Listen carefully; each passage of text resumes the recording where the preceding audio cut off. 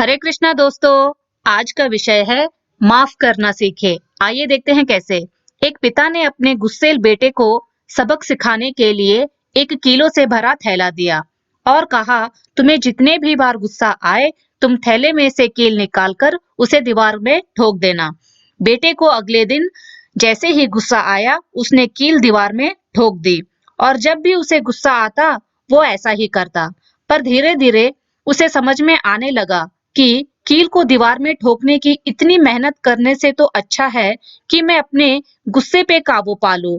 और धीरे धीरे दीवार में कील ठोकने की संख्या कहीं हद तक कम हो गई। और एक दिन ऐसा भी आया कि उसने सारे दिन में एक भी कील दीवार में नहीं ठोकी। उसने ये बात अपने पिता को बड़े खुशी से बताई और पिता ने कहा, जिस दिन तुम्हें ये लगे कि आज तुमने बिल्कुल भी गुस्सा नहीं किया है तो उस दीवार से तुम एक एक करके कील बाहर निकालते जाना।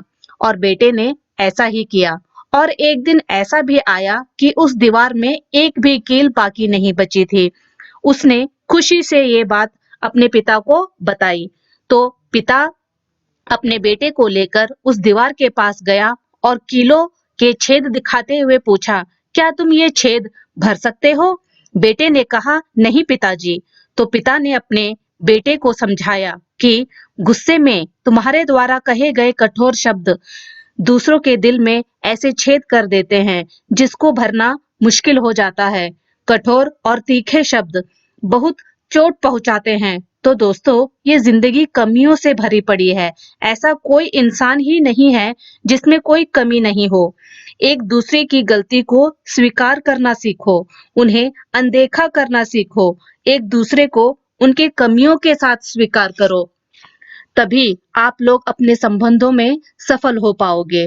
तो दोस्तों, हम लोग भी हमारे जिंदगी में एक दूसरे को ऐसे ही माफ करना सीख जाए, एक दूसरे के कमियों पे, एक दूसरों के दोषों पे, एक दूसरे को कठोर और कड़वे शब्द ना कहें, बल्कि एक दूसरे का सहारा बने और माफ करते जाएं।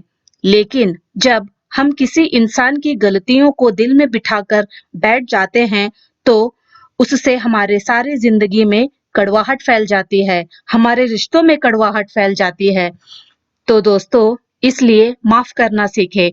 जाने दे, जिस तरह कमान से निकला हुआ तीर कभी वापस नहीं आ सकता, उसी तरह गुस्से में मुंह से निकले हुए कड़वे शब्द वापस नहीं आ सकते।